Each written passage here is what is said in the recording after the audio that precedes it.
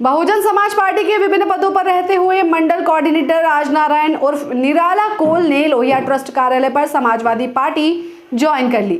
सपा जिलाध्यक्ष देवी प्रसाद मौर्य ने उन्हें पार्टी ज्वाइन कराया। सपा जिलाध्यक्ष ने कहा कि निराला कोल की पार्टी में आने से संगठन को मजबूती मिलेगी। निराला ने कहा कि प्रदेश के 25 विधानसभा सीटों पर कोल समाज सपा को मजबूत करने का काम करेगी। करीब 2004 से बहुजन समाज पार्टी के विभिन्न पदों पर रहते हुए मंडल कोऑर्डिनेटर का पद संभाल रहे निराला ने आज पाला बदल लिया। उन्होंने कहा कि बसपा में सामाजिक नेतृत्व का अभाव है। एक वर्ग के अलावा अब कोई अन्य वर्ग बसपा में नहीं रह गया है। समाज के प्रति काम करने की लगन अब बसपा में नहीं है। बसपा में हर समाज के बड़े चेहरे का अभाव हो गया है। कहा कि सपा की नीति से प्रभावित होकर आज सपा में शामिल हुए। निराला ने कहा कि प्रदेश के 25 विधानसभा सीटों पर आदिवासी कोल बिरादरी के लोगों की संख्या चुनाव परिणाम को प्रभावित करती है। मिर्जापुर, सोनभद्र, बांदा, चित्रकूट, प्रयागराज, झांसी एवं ललितपुर में रहने वाले आदिवासी कोल बिरादरी का समर्थन अब समाजवादी पार्टी को मिलेगा।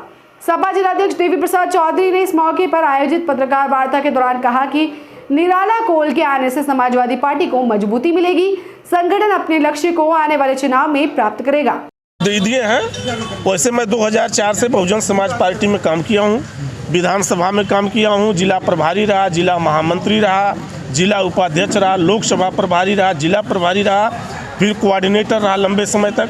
2016 से लगातार मैं मिर्जापुर मंडल देख रहा हूँ। ये बताइए फिर सपा आपने क्यों चुना है और बसपा क्यों छोड़ा? बहुजन समाज पार्टी में सामाजिक नेतृत्व का अभाव है और समाजवादी पार्टी की विचारधारा मुझे अच्छी लगी, इसलिए हमने समाजवादी पार्टी ज्वाइन की। क्या दिक्कतें हो रही थी बहुजन समाज पार्टी में? क्या अब चूँकि आप काफ़ी लंबे समय से थे, कार्यकर्ता रहे हैं, क्या दिक्कतें हो रही थी कि आप मजबूर? भाई बहुजन समाज पार्टी में हम शुरू में कहा कि सामाजिक जो वो है वो उसका वहाँ कमी है।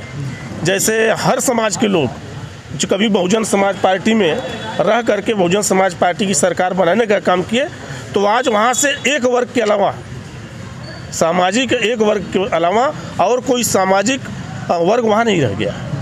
इसका अभाव है। मतलब आपको लगा कि ये सामाजिक न्याय नहीं कर पा रहे हैं जो सिद्धांत पे चल रहे हैं? सामाजिक न्याय और सामाजिक अभाव हम दोनों में अंतर है। हम न्याय की बात नहीं कहा, हमने कहा कि सामाजिक अभाव है।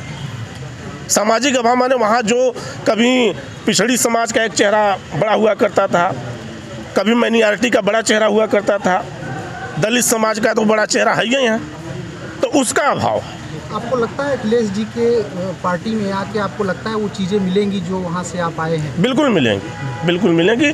हमने माननीय राष्ट्रीय अध्यक्ष जी से लखनऊ में 1 घंटा मेरी मुलाकात हुई।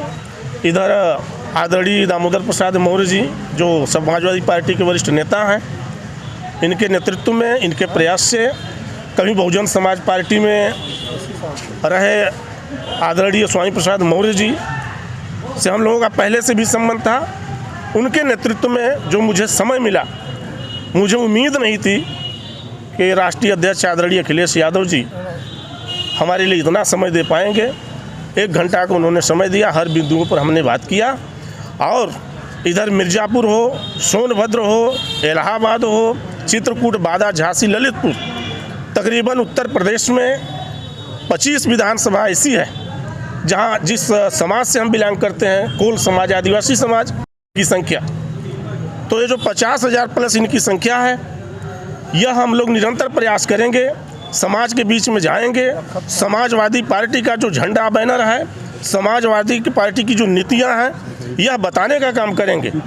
और यह आदिवासी कोल समाज भविष्य 2024 में जैसे ही लोकसभा का चुनाव आएगा, यह आदिवासी कोल समाज पूरा का पूरा समाजवादी पार्टी के साथ खड़ा होकर समाजवादी पार्टी के कैंडिडेट को जिताने का काम करेगा। अध्यक्ष जी ये बताएं कितनी मजबूती मिलेगी? देखिए, पहले सर्वप्रथम मैं आप लोगों का धन्यवाद ज्ञापन करना चाहता हूँ कि हमारे कार्यालय पर प्रेस वार्ता में आप आए। देखिए, जितने लोग बहुजन समाजवादी पार्टी से हमारे पार्टी में आए हैं, हम लोग उसके मान सम्मान स्वाभिमान को कभी ठेस नहीं पहुंचने देंगे और हम लोग यथासंभव जो भी पद प्रतिष्ठा होगा इनको देने का काम करेंगे। और इन लोगों को जोड़ करके हमको अपनी सरकार बनानी है, हमको लोकसभा लड़ना है। और आप जानते हैं बहुजन समाजवादी पार्टी, जैसा आपने कहा राजनारायण जी ने, कि अपने पद से विमुक्त हो चुकी है। और वो जो उनका मिशन था, मिशन मामला सामना तो खत्म हो चुका है।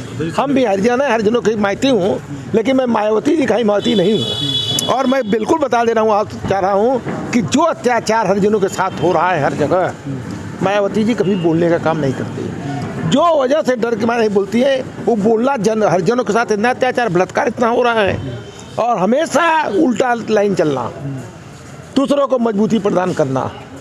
अब जो परीक्षा है 2024 की परीक्षा है, तो 2024 में आप क्या मानते हैं कि आपके आने से ये सीट जीतने में आपको सहूलियत होगी? हाँ, और समाज का आपने बिल्कुल सही सवाल किया है।